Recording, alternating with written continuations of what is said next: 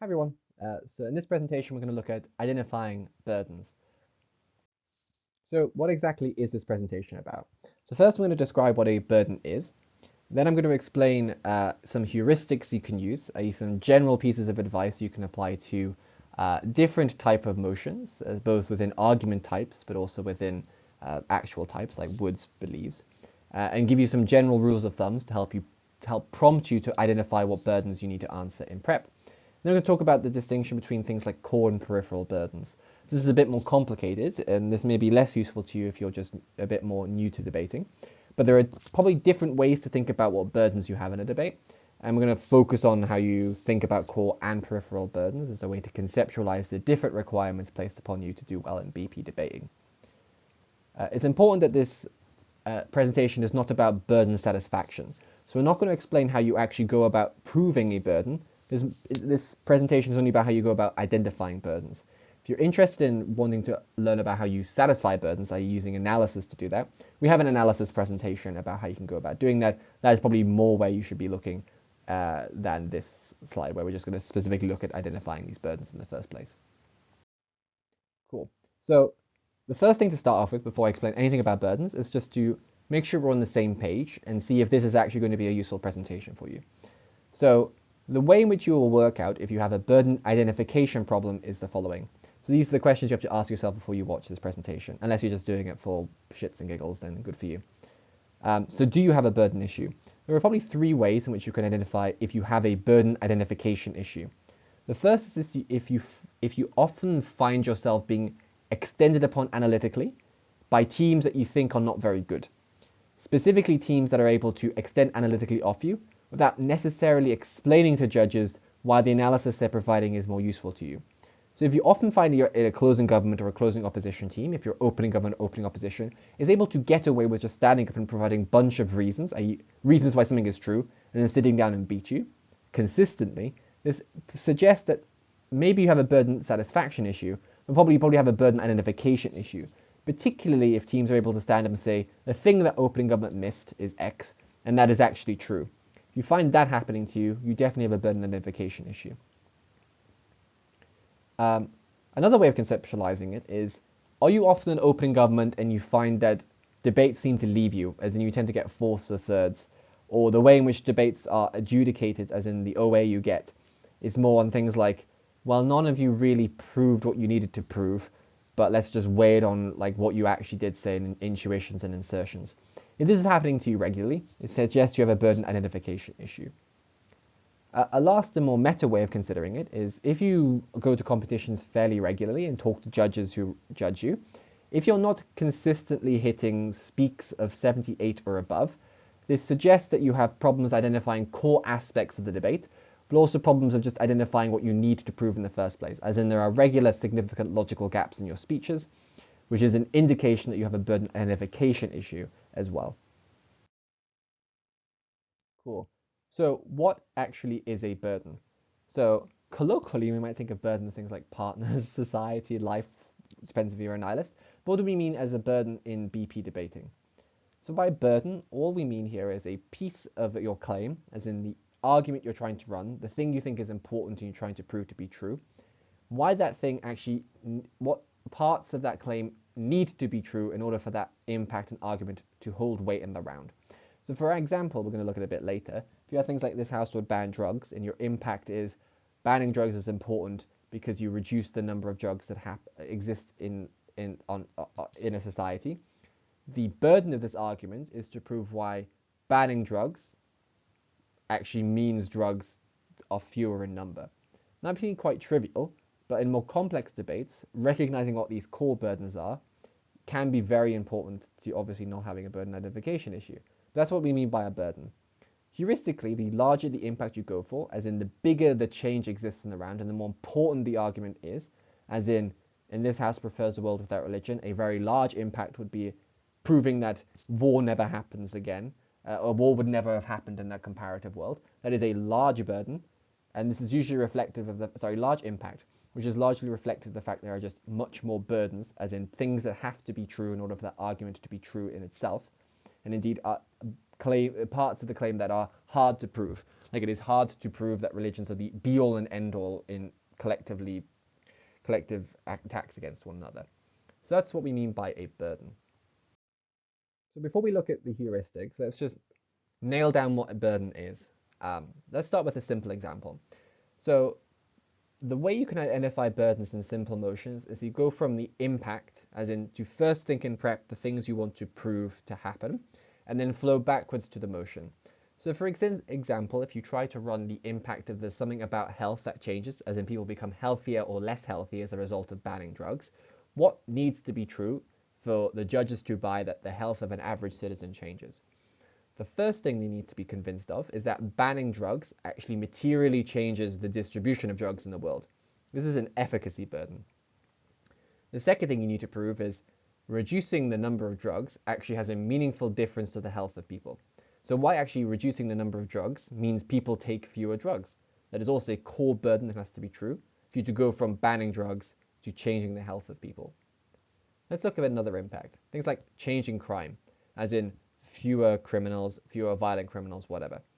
How do you go from this house would ban drugs to proving that crime changes? The first thing you should identify, similar to the previous one, is efficacy burden, i.e. why banning drugs would actually mean there are fewer drugs in the hands of criminals or less power in the hands of criminals.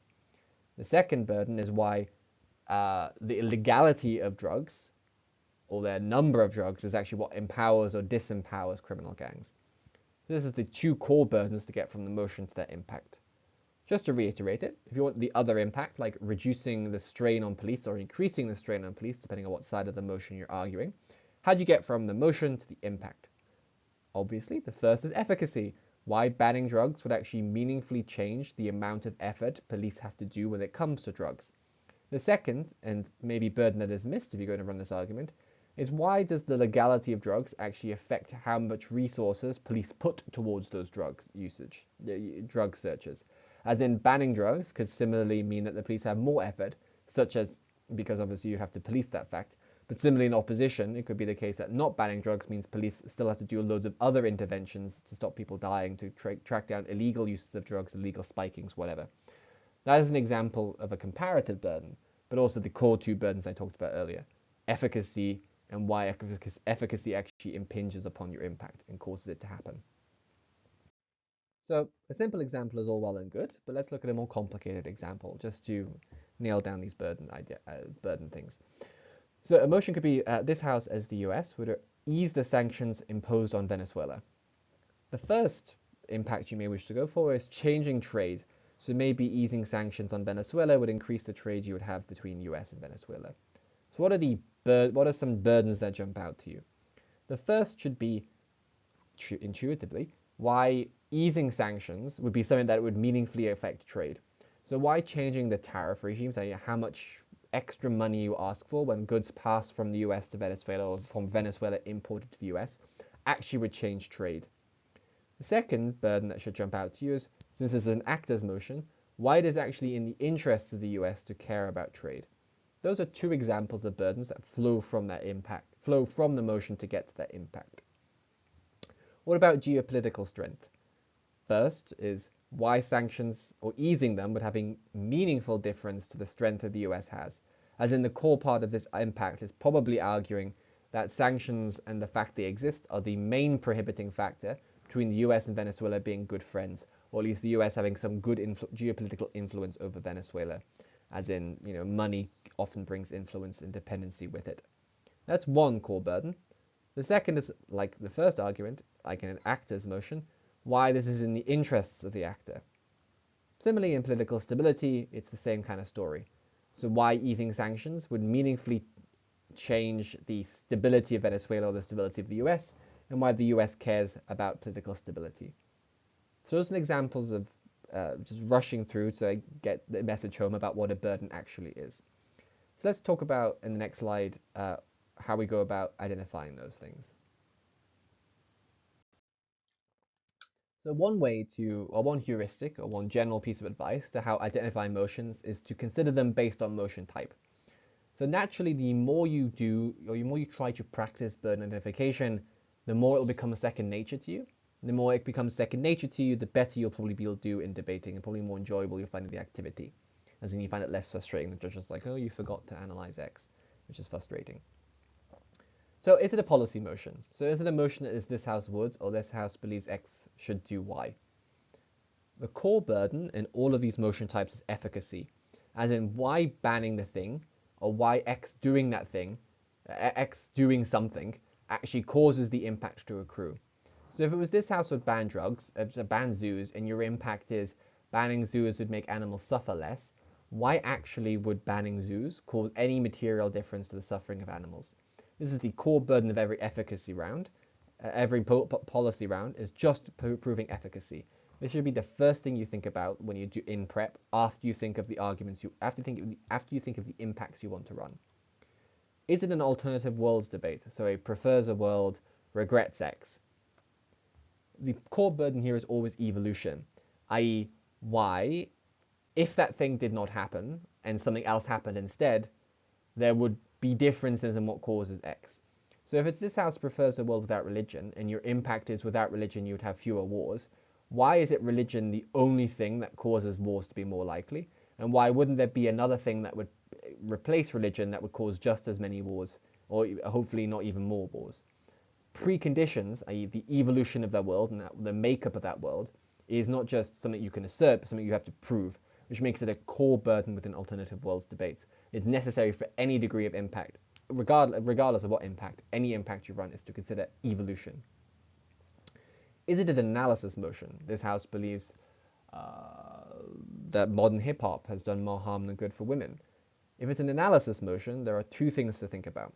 The first is asymmetry, i.e. why are the reasons you're giving to why something is good or bad, or true or false, only reasons that apply to the goodness or the truthfulness of the statement, and don't apply to an alternative that could also be co-opted. So for instance, this House believes that the modern state of hip-hop has done more harm than good for women. You can't win if you want to prove the impact about female representation, for instance, on Gov, it wouldn't win the debate just to prove that modern hip-hop is bad for representation if you didn't also prove that female representation is not an intrinsic thing about the music industry. Because that isn't a harm of hip-hop, that's a harm of music, which means you haven't satisfied your asymmetric burden in the round, as in why the impact you're trying to prove is a product of hip-hop and not a product of other things that exist in the world. If you look at specifically things like predicts motions, which is a unique type of analytical emotion, oftentimes predicts motions may have time-locked variance to them, i.e. in the example as given. So this House prefers this is why P doesn't make any sense. Anyway, this House predicts China will be a bigger superpower than the US by 2040. Other than the comparative burden, the asymmetric burden, i.e. why are the reasons you're given for why the China will become bigger over time don't also apply to the US and why they will become economically or militarily bigger over time? Why are the reasons you're providing going to accrue truth by 2040? So if you're arguing that China is becoming economically more dominant in the South China Sea, why would they become more equally dominant sufficiently by 2040? And indeed, why would that make all the difference before 2040? So you have to have analysis that links to time-related certainty, so proof within a certain time frame, particularly for predicts motions, and when they have literally by 20x. So analysis motions are about asymmetry of impact, and in terms of predicts motions, about time-related certainty. So it is a value judgment motion. So it is a supports or opposes motion. The core burden here are values and playthroughs. So if you have this House supports the rise of hookup culture, and your argument was hookup culture is good because it leads to more sexual freedom and sexual expression, you not just have to argue firstly why the thing you think is good is actually good in itself, but more importantly why the good thing is a thing of hookup culture. So why actually does hookup culture produce the sexual freedom that you think is important? You also, similar to the asymmetry argument of the analysis motion, play through. You can't necessarily argue in abstract. You have to argue why the hookup culture that actually exists in the world accrues the positive thing that you think is good. As in, if the positive impact was sexual freedom, in abstract hookup culture, having sex with multiple individuals, feeling free and safe to do so, is true. But does hookup culture as it exists in the world have the things that are necessary per your analysis to accrue your positive impact? As in, do people feel safe? Are people free? Can people hook up with as many people as they want and in different areas that they want, as in different sexual realms? Is this true or not true? That is the playthrough burden that all value judgment motions have. So it's values, i.e. why X is true and related to the thing you're arguing should be supported or opposed, and why does the thing you think is true happen in the way that your analysis argues in the real world. So those are some heuristics for burden identification within motion type. So with the policy motion, this house would, it's always efficacy, why doing the thing actually causes the impact you think happens. Second, if it's an alternative world motion, it's about evolution. So why would the world that otherwise would have happened, as in if it's a prefers a world, why that alternative world, or regrets, why the thing that would have replaced the thing you're regretting would have actually evolved in a way that means your impact can't be accrued symmetrically. In analytical motions, asymmetry, so why the analysis and truth statements you're providing are specific to the thing you're arguing, but also can't be accrued by other sides of the debate. And in value judgment motions, think about why the value you think is important actually applies both in abstract to the thing in the motion, as in hookup culture in this example, but also how that thing manifests in the world, i.e. how hookup culture actually looks in the real world rather than debate land. So those are some heuristics for burden identification when it comes to motion type. Another way of thinking about burdens is different types of burdens. So I've elucidated or at least I've alluded to this in some respects when I said things like core versus comparative burdens. But let's look at what that actually means. So a core burden is the first thing you have to think about and the first thing you have to identify in prep. So after you've found what impacts you and your partner think are sensible to run in the round, i.e. the things you want to reach for in your arguments, things like causing less war or making more people happy, that's an impact, you must identify your core burdens, as in things that prove why that impact actually accrues in the debate. So why, if it's this house prefers a world without religion, a world without religion would actually result in less war. That is a core burden. If it is not satisfied, your impact won't materialize, which means judges can only evaluate your claims, and that's likely not to be very favorable because the game is about analysis. So if you're regularly getting fourths, it's probably because you're not satisfying your core burden in the round. After core burdens, you have comparative burdens. So after you've found reasons within prep to explain why your impact actually is going to happen per the motion or is true related to the motion, you then have to think about reasons why it is only true on your side of the debate. These are comparative burdens. So if it's this house prefers a world without religion, and you find some reasons to why religions cause wars, and not having religions would not cause wars, you then have to satisfy your comparative burden, i.e. why the world without religion, i.e. evolution, wouldn't have structures that your analysis claims religions are the reasons religions cause wars. So for instance, if your analysis to why religions cause wars is they make us versus them mentalities, why doesn't us versus them mentalities happen symmetrically in the new alternative world? I.e. why isn't it intrinsic to human mentality? Why aren't there other social structures that would reinforce it in a worse way or in a similar way? If you don't satisfy your comparative burdens, you have your impact off the ground, but judges are unclear how they work relative to other teams. And this means teams can get away with saying things like, this is symmetric because the analysis the team has provided also applies to the alternative world. Or if it's this house would ban drugs and you argued banning drugs would mean crime would change, opening oppositions or closing opposition could point out that the reasons you provide also mean that crime changes in a similar way on their side. So comparative burdens are also very important in order to make sure your impact actually works in the debate. After comparative burdens, we have impact burdens. So the 1, 2, and 3 that I've just described are fundamental to prep and fundamental to first speakers, i.e. PM, LO, MG, and MO. The impact burden is just understanding what the claim does in the real world. As in, if you're like, this house prefers a world without religion because it means there is less us versus them mentality. It's significantly exacerbated by religions because of how it is fundamental to the existence of a person, unlike a state, whereas they still would use us versus them mentalities. Most people are somewhat dissociated from the power of the state, but that wouldn't appeal to metaphysical grounds. So that is an example of satisfying, well, not fully, but part satisfaction of a core and comparative burden. The impact burden there, in that example, would be to explain why war and the conflict you're talking about, what it looks like, why it is different on each side of the house, and why should judges care about it. So why you would try to illustrate what that conflict looks like. i.e. on the micro ground, it looks like microaggressions between religious communities or feelings of being unsafe.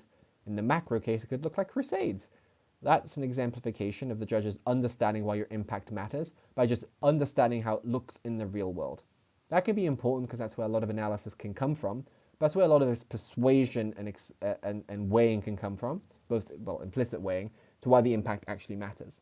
So after core, comparative, and impact burdens, you have things like responsive burdens. So here we're going into the more BP-esque requirements about what speakers are meant to do.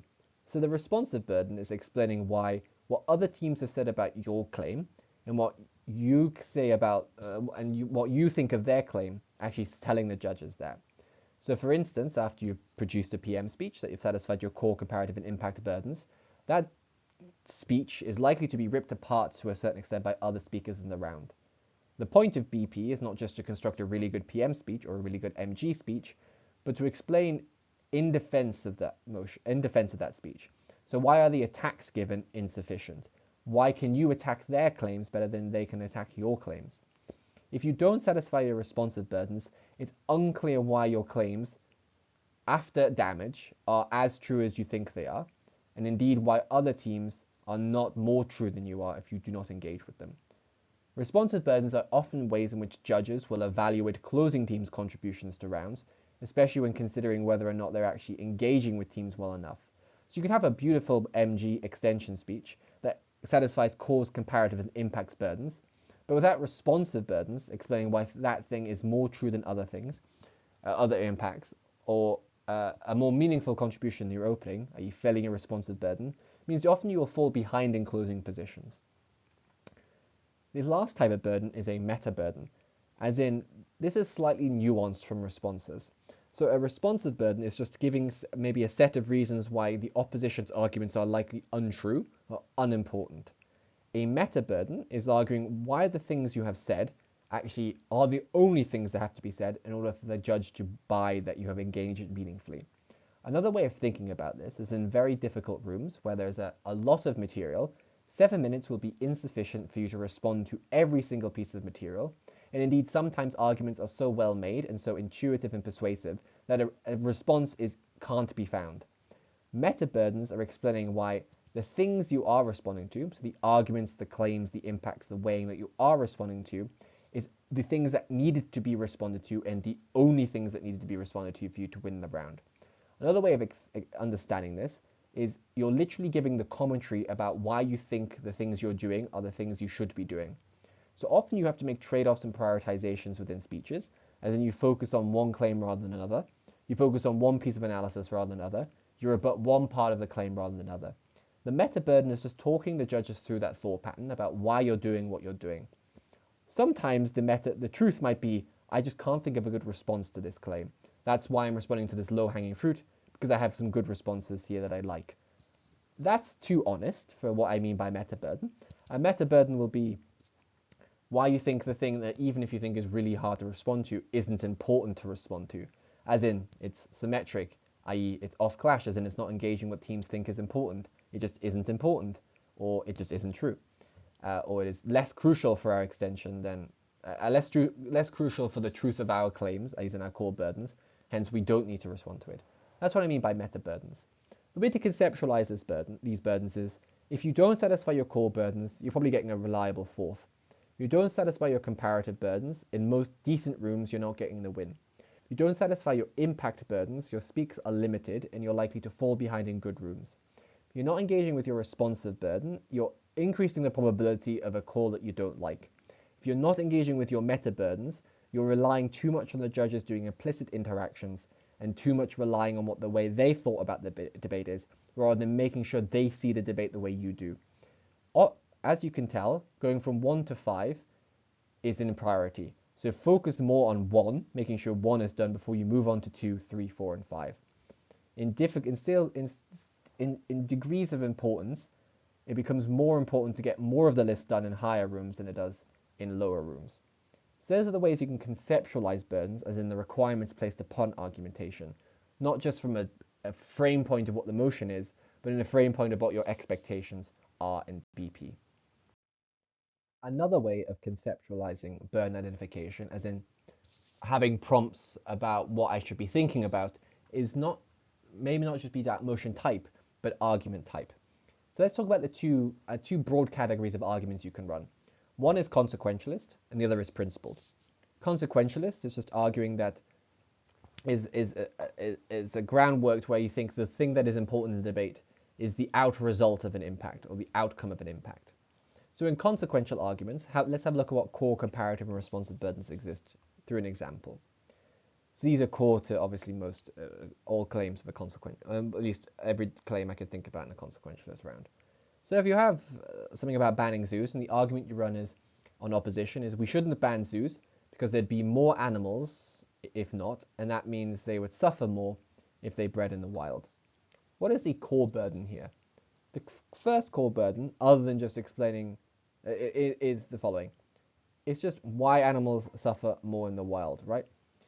So a second part of that core burden is just arguing why the policy would be effective in changing the number of animals that exist. That is a core burden of a consequential argument. Quite intuitively, why the policy causes the consequence. Comparative burden, why the policy can only cause that effect rather than other things causing that effect. As in this example, why would more animals breed without zoos? Why isn't the case that zoos have no impingement on the number of wild animal breeding, or the scale of that? So this is proving the mutual exclusivity, as in why the route to the consequence is only something that happens for the policy, not through something that happens through any other means. The last is things like responsive and meta burdens. So responsive burdens obviously would just be depending on what responses you get, as in the reasoning to why other teams think animals, there wouldn't be more, the government might respond by saying the number of animals would be the same, or trying to provide mechanisms of why banning zoos wouldn't actually impinge upon wild animals. Obviously you have to respond to those in granular level, but the general responsive burden here is just why animal suffering is bad, and indeed is the most important thing in the debate, pushing to that meta burden. So you can see consequential arguments have the core burden, why the motion produces the consequence, the comparative burden, why the consequence is only produced from the motion, and the meta burden, why the consequence you think is important is indeed the most important thing in the round. Those are the three things, three questions that should always be in your head if you can't find burdens very intuitively, or at least judges tell you can't. So instead, let's think about this system in principled arguments. So if you are if the debate was like this house believes the state is morally illegitimate, and you try to claim the state is illegitimate as one cannot consent into the consequences of that state, regardless of whether the consequences are good or not, what are the types of burdens that you should have in this principled argument? The first in this specific example is why we can't actually consent into the state. So the core burden of every principled argument is often the claims trying to prove the claims you are making. As in the case of the state is illegitimate as one cannot consent, the actual literal claim is one cannot consent.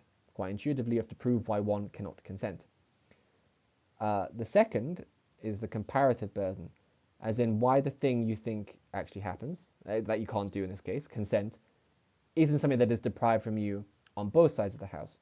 As in why, even if the state deprives you of consent, why the reason it deprives you of consent isn't the reason everything deprives you of consent, or why is it meaningfully deprive you of consent if everything else does, if that makes sense. That is a comparative burden, as in why there is, for the principle, the thing only causes the thing you think is important to the principle on your side, i.e. the comparative reasoning of that principle. The last is impact and responsive burdens. So, sorry, that's quite intuitive to how you respond to things and how you impact it, i.e. explaining why consent is indeed the most important crux of the debate.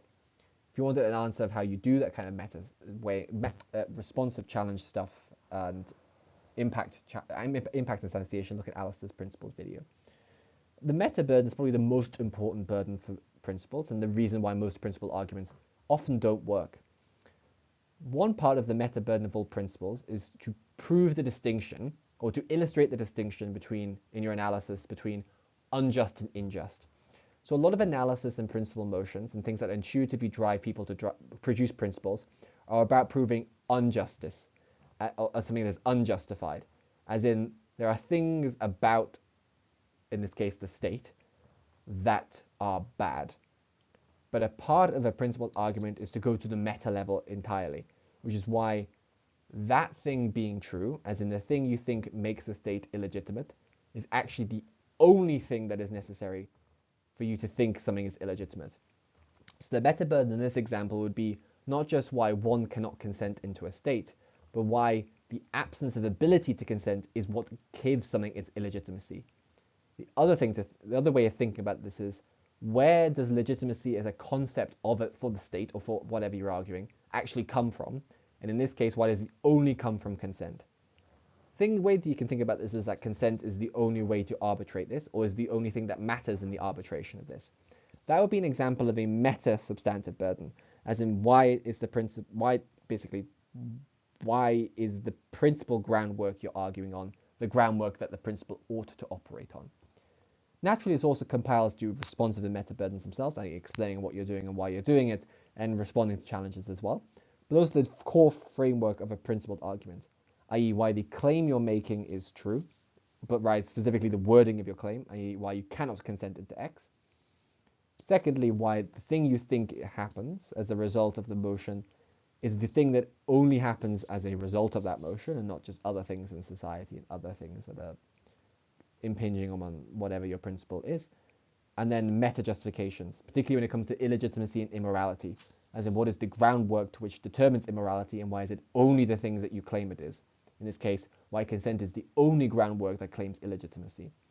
Principled argumentations are hard. Burden identification is probably the most intuitive thing for a principled argument, except for the meta stuff, which is often missed. Burden satisfaction for principles is probably the hardest thing. Look to Alistair's principle video if you want some help with that. Cool. So let's try to instantiate some of the things I've talked about, i.e. both exemplification and hopefully consolidation. So let's say we have the motion this House would introduce racial quotas for healthcare professionals like nurses and doctors. And we're trying to run the argument that racial quotas, probably quite intuitively, increase representation for minority people in healthcare. And this is either just a good in and of itself, or good because it increases the number of people who are happy, a number of minorities that are happy to go to doctors and talk about their healthcare issues. What are the core, comparative, impact, responsive, and meta burdens of this argument? So the core burden of this argument is what?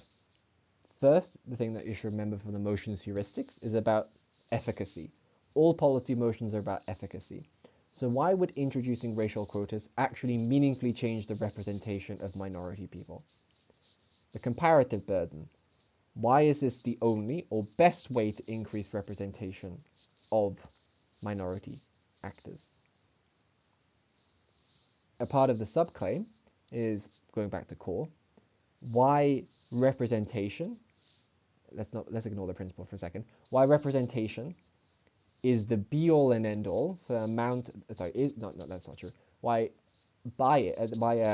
representation is going to cause people to be more likely to buy in.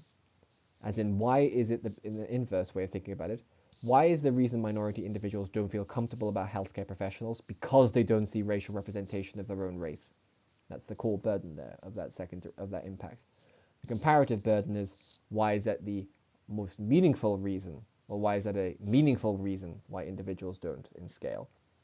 Impact, after you've satisfied those two, would be to instantiate what representation looks like, and to bring the judges through to why buy-in, i.e. people going to their healthcare professionals, opening up about their healthcare issues, is important. Obviously, this is quite intuitive. Things like it's how people discuss diseases and get the diseases diagnosed and treated, etc., etc. Responsive burdens would be to obviously respond to attacks about why this doesn't increase representation or doesn't increase it meaningfully, why buy-in doesn't happen more, or why buy-in isn't important or a comparative. Additional responsive burdens would be argue why it doesn't increase adversity, as in why it doesn't mean in certain areas you get less minority representation, as in there could be framing that there are types of medicine that are minority driven. I don't know if this is true, but it might be. Try to respond to that. And obviously with the meta burdens, arguing why representation maybe on a principle ground is be all and end all, and why representation is the only metric to which you can arbitrate moral goodness or moral priority. Additionally, you could argue why, obviously metaly arguing why the things you're proving are the things that needed to be proven for the things you're arguing to be true. As in, why the way people feel about or able to see their race is the only thing that determines, or the most important thing, or the only necessary thing that determines people's buy-in, that kind of stuff. So that's an exemplification of core, comparative, impact, responsive, and meta burdens in this specific example. So I've alluded to this a little bit, but the way in which you can conceptualize at least the 1 to 5 types of burdens can be used as pillars in your prep if you find that you don't effectively use prep, or at least you don't identify or find ways to satisfy burdens in prep. So if you think of prep as this line, at the start of prep, you want to start by obviously having maybe silent prep, or it depends how you work, but you want to try to identify the claims you think can happen in the debate, both intuitively and actually, or things you actually want to run. These are impacts. In the case of the previous example, representation, whatever. After you've discussed this a little bit, as in you're trying to be evaluative of what claims you think are important and why they're important, obviously on intuition, but also the reasons you think these are important, we want to start on saying by the 5th minute, potentially, agreeing on that claim, and therefore running it. This is where you start going through the list of burden satisfaction. So what are the core burdens of this claim? How do we make this claim comparative? How do we explain that the impact is important by characterizing it, and then by weighing it as important? What are the responsive challenges going to be? How can I explain this to be the most important thing in the round? By the 10th minute, this is what you try to have to agree on. You should have all the core burdens satisfied, both identified and indeed satisfied. So by the 10th minute, at least if you're in top half, this probably only really applies to top half, the first speaker should have the claims down, the core burdens down. Both of you should have worked on the analysis to why these things are true. And then you move on to after the 10th minute. This is when you start to consider more broadly how you satisfy the non-core burdens, as in the impact burdens, the potential responsive burdens, the potential meta burdens. The responsive and meta burdens can often be just left to the deputy speaker. Oftentimes, a lot of first speakers need some time to condense ideas, to write speeches, to formalize how they think their speeches are going to operate and things that they think are important. Here, deputy speeches can start conceptualizing some responsive challenges. If you want a more explanation or details of strategies for deputies, look at the deputy video. Then it's showtime. So after this point in prep, you should have your core burden satisfied. Your speech should be getting 80s because everything has been proven and everything engages in the core elements of the debate. If you don't, even after this strategy, you need to go back and see if your claims, if you actually did identify your core burdens correctly. The way you can do this is just to have a conversation with your judge, but also keep your notes after rounds and after the OA, and look back honestly to see if you actually identify the core considerations that either other teams exploited that you hadn't, i.e. closing, or responsive challenges that actually pointed out you hadn't satisfied something conditional to your argument. If you haven't, then you still have a burden identification issue, and I'm sorry that maybe this video wasn't helpful. So, in summary, burden identification is something that is a fundamental skill that you have to make your second nature. The more it becomes intuitive and doesn't require active thinking to find burdens in a debate, that is most of the battle gone in doing well in debating. Identifying burdens often just requires a mixture of experience and practice. However, hopefully the heuristics I provided at least gets you somewhere in building that experience and practice, i.e. identifying core, comparative, impact, responsive, and meta burdens, but also looking at how things like policy motions always have an efficacy burden, prefers a world always have an evolution burden, analysis motions always have a asymmetry or time-locked burden, and value judgments always have the value justification, as well as how that value meaningfully plays out in the real world. The general advice here is to always focus on the core burdens first by asking, what would I believe? If I were to believe X to be true, what do I need to have to believe that to be true? So another way of thinking about it is, if you think you've identified a core burden, the answer should be yes, as in, would I believe X is true given what I just think is true? So if your core burden was X, if you proved X, would that be enough for you to believe that the thing you think is important and true is indeed true? If not, then that's not your core burden.